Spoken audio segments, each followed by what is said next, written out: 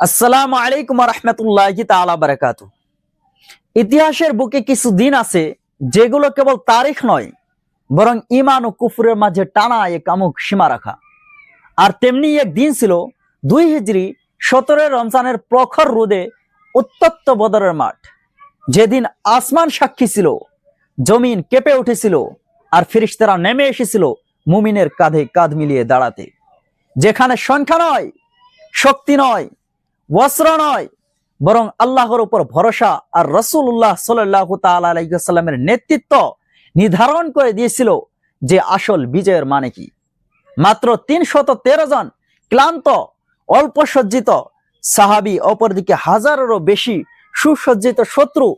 বাহ্যিক হিসাবে এই লড়াই অসম্ভব ছিল, কিন্তু বদর আমাদের শিখিয়ে গেল, যখন ন্যায় ও সত্য আল্লাহ তাআলার নামে দাঁড়ায়, তখন সংখ্যার হিসাব ভেঙে যায়, শক্তির সংজ্ঞা বদলে যায়। এই যুদ্ধ শুধুমাত্র তলোয়ারের সংঘর্ষ নয়, এটি ছিল আকীদার পরীক্ষা, ঈমানের ঘোষণা এবং ইতিহাসের মোড় ঘুরিয়ে দেওয়া এক মহাঘটনা।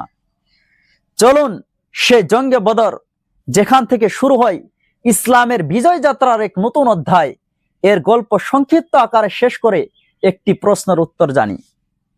মক্কার কাফিরেরা দীর্ঘদিন ধরে মুসলমানদের উপর নির্যাতন, সম্পদ লুণ্ঠন ও সামাজিক বয়কট চালিয়ে এসেছিল। হিজরতের পরেও তারা শান্ত হয়নি, বরং মুসলমানদের অস্তিত্ব নিশ্চিহ্ন করার ষড়যন্ত্রে লিপ্ত ছিল। তাই 2 হিজরির 17 রমজানে এই জঙ্গে বদর সংঘটিত হয়। এই যুদ্ধে মুসলমানদের সংখ্যা ছিল মাত্র 313 জন এবং তাদের নেতৃত্ব দিচ্ছিলেন মহানবী হযরত মুহাম্মদ সাল্লাল্লাহু তাআলা আলাইহি ওয়াসাল্লাম। অপরদিকে কুরাইশ কাফিরদের সংখ্যা ছিল 1000 জনেরও বেশি এবং তাদের প্রধান সেনাপতি ছিল উতবা বিন রাবিয়া। বাহ্যিক শক্তি ও অস্ত্রে মুসলমানরা ছিল অনেক দুর্বল, কিন্তু ঈমানের দৃঢ়তা ও আল্লাহ তাআলার উপর পূর্ণ তাওয়াক্কুলের মাধ্যমে তারা অটল ছিল।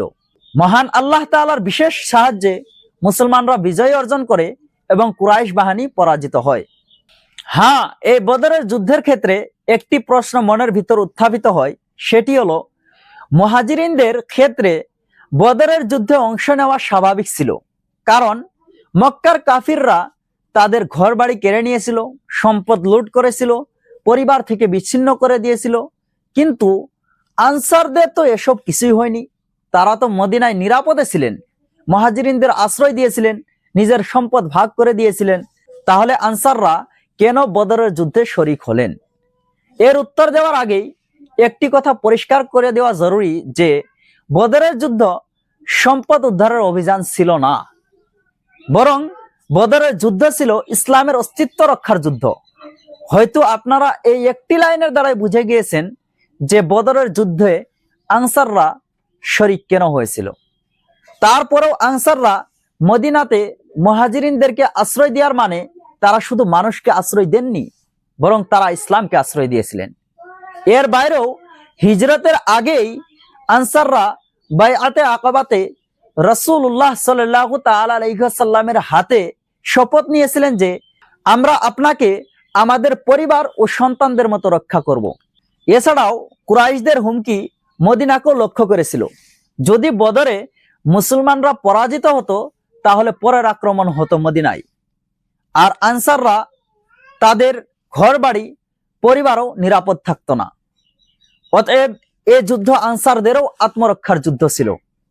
এর উপরেও ইসলাম এসে ঘোষণা করেছেন ইন্নামাল মুমিনুনা ইখওয়া, মুমিনরা পরস্পর ভাই। এই সংজ্ঞার দ্বারাই বোঝা যায় যে মুহাজিরিন ও আনসার এক উম্মাহ, এক দেহ। তাই আনসারদের দৃষ্টিতে মুহাজিরিনদের কষ্ট মানে নিজেদের কষ্ট, মুহাজিরিনদের লড়াই মানে নিজেদের লড়াই।